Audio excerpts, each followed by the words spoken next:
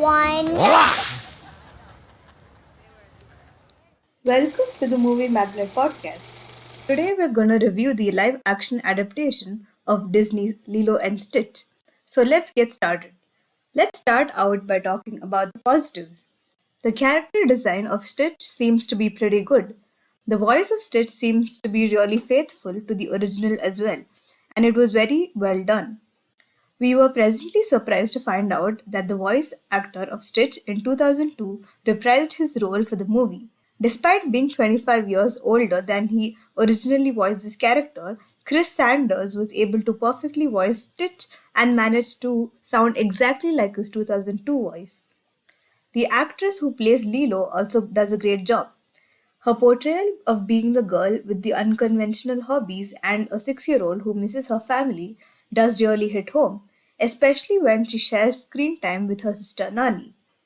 The CGI portions of the aliens and their world in the beginning of the movie is well done.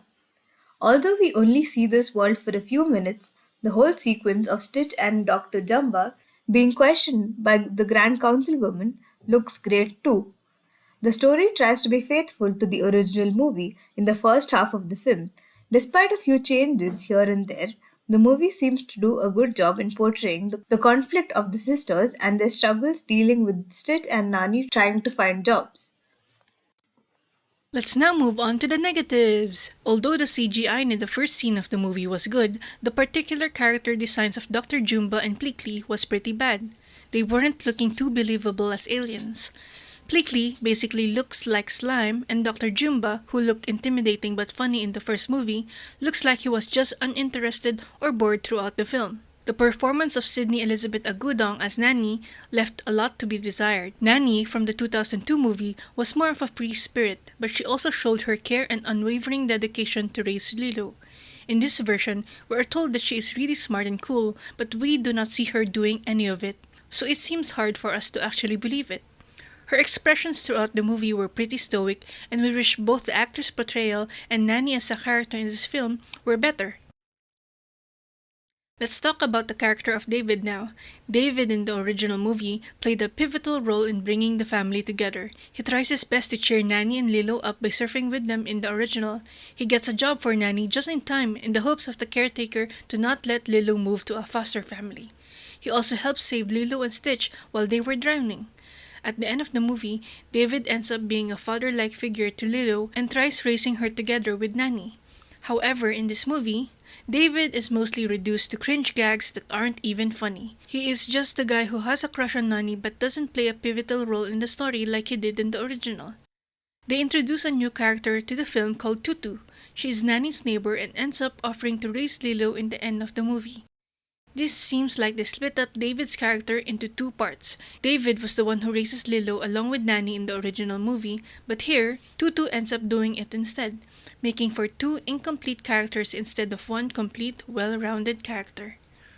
Speaking of splitting one character into two, they used the same strategy with Agent Bubbles, who is originally the social worker who is later revealed to be the ex-CIA agent in the end. But in this version, the social worker portion is given to a character named Mrs. Kekoa, and Agent Bubbles ends up just being a CIA agent. The whole charm of Agent Bubbles is lost because of not giving him the social worker role.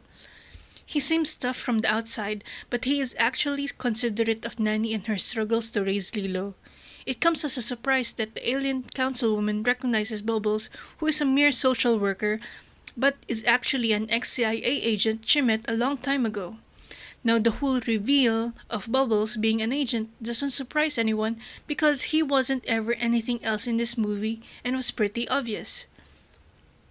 Now let's talk about the whole Nani wanting to go to the marine biology degree for uni, but decided against it for Lilo. This whole segment did not exist in the original movie. The whole point of the movie and the struggle of the two sisters are because they're trying their best not to leave each other behind and stay together. Nani never had any intention to stay away from Lilo, but in the ending of this movie, the social worker just agreed for Tutu, her neighbor, to raise Lilo instead, and Lilo encouraging Nani to go to university. This defeats the whole point of the conflict in the movie. Nani struggled hard to get a job in the hopes of raising Lilo. to the extent of agreeing to let Stitch into the family as well. But the ending seems like it just backpedaled on the entire reason of their struggles. Nani could have easily asked her neighbor to raise Lilo instead in the beginning of the movie without having this entire fiasco struggle with the social worker. We feel like there could have been a better way to show a similar ending without defeating the whole purpose of the movie.